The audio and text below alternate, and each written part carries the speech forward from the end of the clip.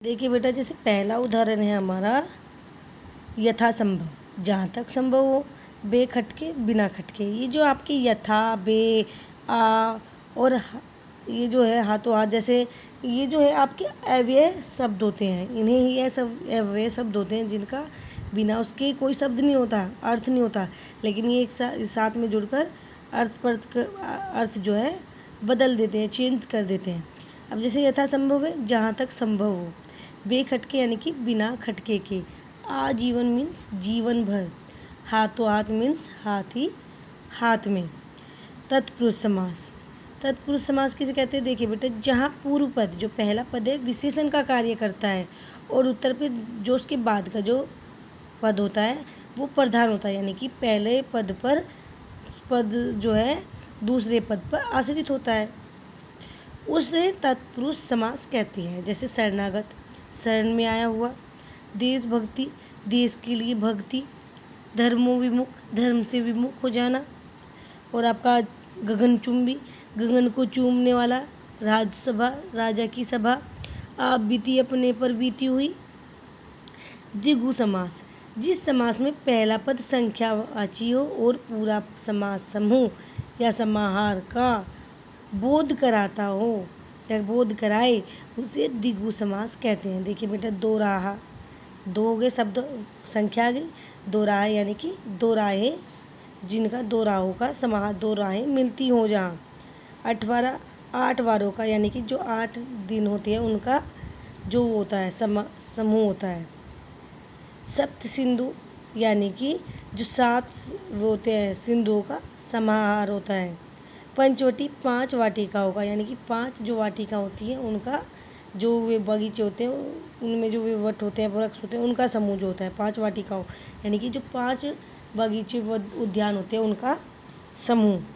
दवदव समास, जिस समास में दोनों पद समान रूप से प्रधान हो, यानी कि दोनों का कार्य बराबर हो, उन्हें क्या कहेंगे? दवदव समास कहते हैं उन्हें। जैसे राजा और रानी दोनों ही समान होते हैं। आचार विचार दोनों ही हमारे समान है। राजा और रानी आपका आचार और विचार और सुख और दुख, दाल और चावल, ये सब क्या है? इक्वल है आपके। कर्मधारय समास, जिस समास के दोनों पदों में विशेषण, विशेष्य अथवा उपमा में उपमेय का संबंध स्थापित होता हो, उसे कर्मधारय समास कहते हैं। जैसे महाराजा, महान राजा हो गया आपका।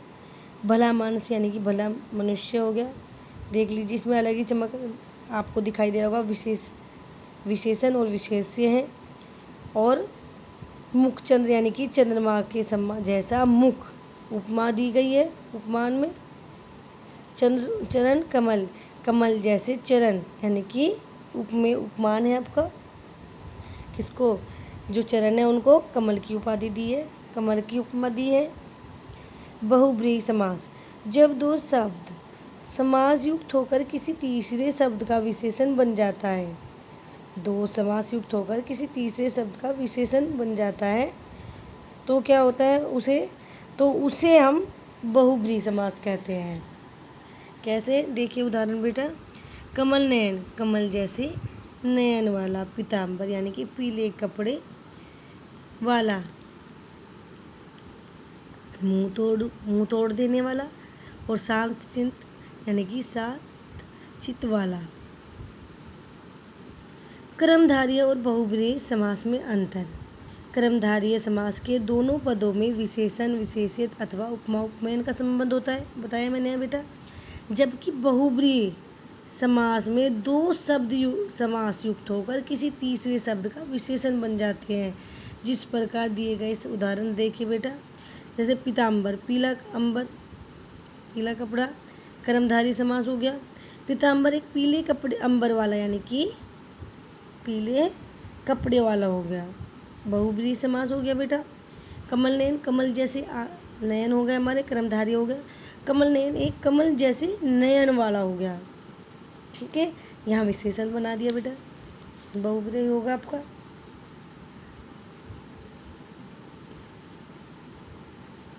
द्विगु समास और बहुब्रीहि में अंतर बेटा। द्विगु समास में पहला पद क्या है? संख्यावाचक होता है, मैंने पहले ही बताया, और दूसरे पद की संख्या बताता है। बहुब्रीहि समास में क्या होता है? पहले पद कई संख्या वाचक होते हैं, लेकिन ये दूसरे पद से लेकर किसी तीसरे पद विशेष पद की ओर संकेत करते हैं। कैसे? चतुर्भुज, चार भुजाओं का समूह, द्विगु समास हो गया। चतुर्भुज, चार है भुजाएं जिसकी, अर्थात विष्णु। त्रिलोचन, तीन लोचनों का समूह, कर्मधारय हो गया।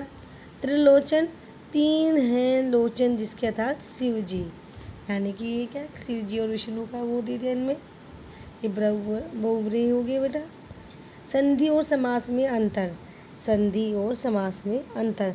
संधि में क्या, दो शब्दों के बीच ध्वनियों का मेल होता है और दोनों शब्द एक बन जाते हैं, लेकिन समास के में दो संबंध पदों को पास पास लाकर सार्थक शब्द बनाया जाता है। उसमें ध्वनियों के बीच का मेल होता है और इसमें संबंध पदों को पास पास लाकर एक नया सार्थक शब्द बनाया जाता है। संधि में विभक्ति या पद का लोप नहीं होता, लेकिन समास में विभक्ति और पद का लोप हो जाता है। नीचे दिए गए उदाहरण में देखिए बेटा, गज आनन, गज आनन, गज जैसे आने वाला है, हाथी जैसे आने वाला। हिम प्लस आले, हिमालय, ये आपकी संधि होगी और इसमें हिम का आले यानी कि बर्फ का घर।